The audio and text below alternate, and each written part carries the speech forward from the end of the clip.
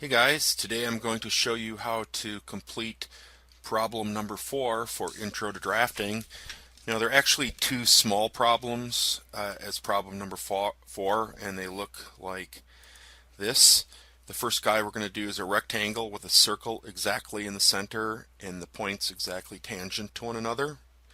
And then we have another project, a little project that is one circle tangent to these two smaller circles, or I call it Mickey Mouse.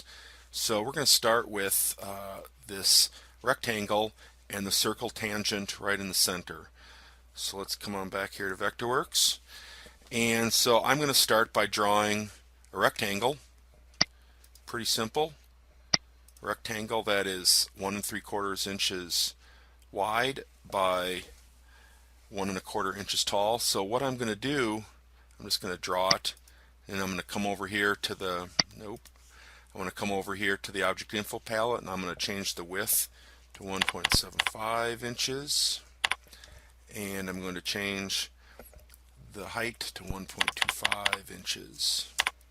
And here is our rectangle. Now all we have to do is we're going to draw a circle, but we're going to draw a 2-point circle in the diameter mode. We're going to, as you can see, the two little red dots.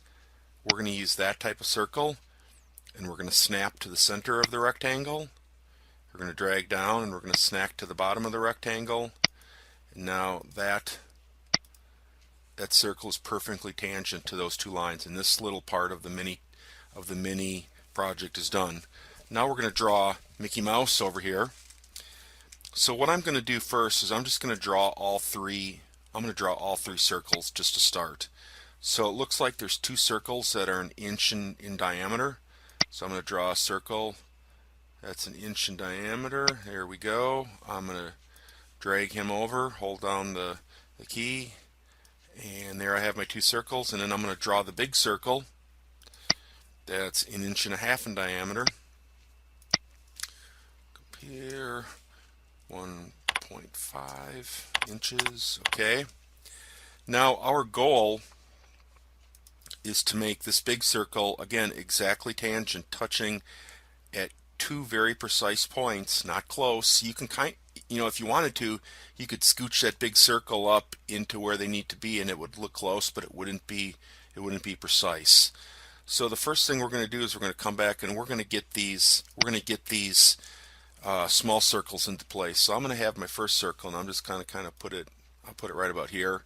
Now if we look at the drawing, we know the second circle is 1 inch up and 1 inch over from the first circle.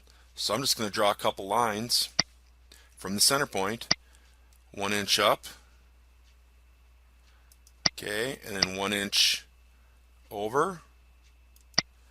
And now I'm going to take this guy, snap them right on there. We get our lines, we can get those deleted. And now again, I could, if I wanted to, I could kind of get it up in there and it would look pretty close, but it's not exactly tangent. Okay, that looks really close, but it's not exact, and that's what we want in drafting. So we need to find a center point out here that we can snap the big circle to, and it all works. And there's a little bit of magic to this and a little bit of math, but what we have to do is we have to draw two bigger circles that go around these small circles.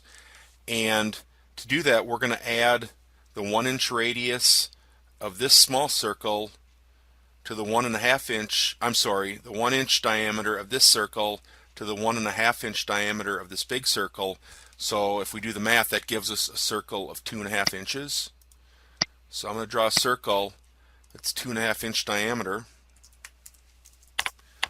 Okay, and I'm going to take this circle and I'm going to snap it right onto the center of this small guy here. Now I'm going to take him, copy him out over here, take the other guy, drag him right on top of that circle.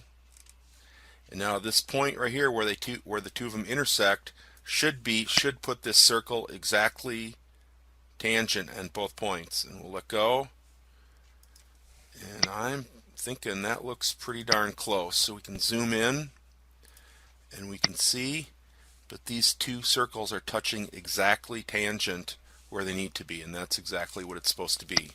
So now what we're going to do is we're going to dimension these guys. So the first thing I usually do is do my center marks. I start the center mark tool.